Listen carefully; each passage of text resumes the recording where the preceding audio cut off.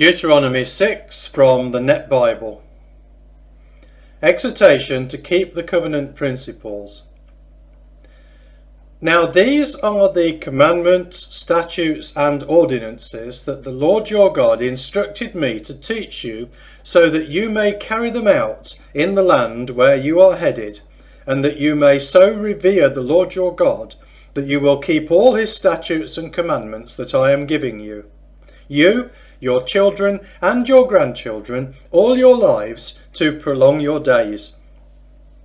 Pay attention, Israel, and be careful to do this, so that it may go well with you, and that you may increase greatly in number, as the Lord, God of your ancestors, said to you, you will have a land flowing with milk and honey.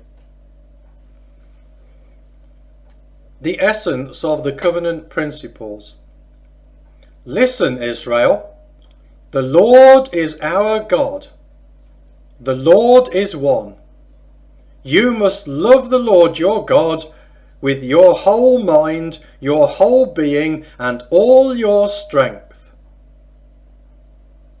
Exhortation to teach the covenant principles.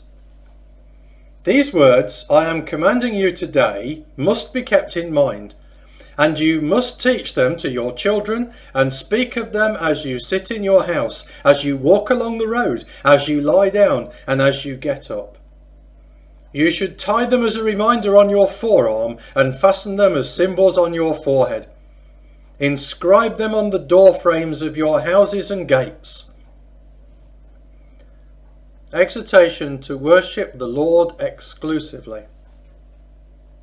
Then, when the Lord your God brings you to the land he promised your ancestors, Abraham, Isaac and Jacob, to give you, a land with large fine cities you did not build, houses filled with choice things you did not accumulate, hewn out cisterns you did not dig, and vineyards and olive groves you did not plant, and you eat your fill, be careful not to forget the Lord, who brought you out of Egypt, that place of slavery.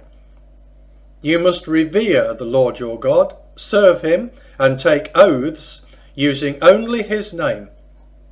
You must not go after other gods, those of the surrounding peoples, for the Lord your God, who is present among you, is a jealous God, and his anger will erupt against you and remove you from the land. Exhortation to obey the Lord exclusively. You must not put the Lord your God to the test as you did at Massah.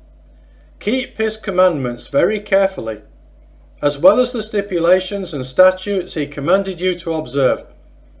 Do whatever is proper and good before the Lord, so that it may go well with you, and that you may enter and occupy the good land that he promised your ancestors, and that you may drive out all your enemies, just as the Lord said. Exhortation to remember the past. When your children ask you later on, what are the stipulations, statutes and ordinances that the Lord our God commanded you? You must say to them, we were Pharaoh's slaves in Egypt, but the Lord brought us out of Egypt in a powerful way, and he brought signs and great devastating wonders on Egypt, on Pharaoh and on his whole family before our very eyes. He delivered us from there, so that he could give us the land he had promised our ancestors. The Lord commanded us to obey all these statutes and to revere him, so that it may always go well for us, and that he may preserve us, as he has to this day.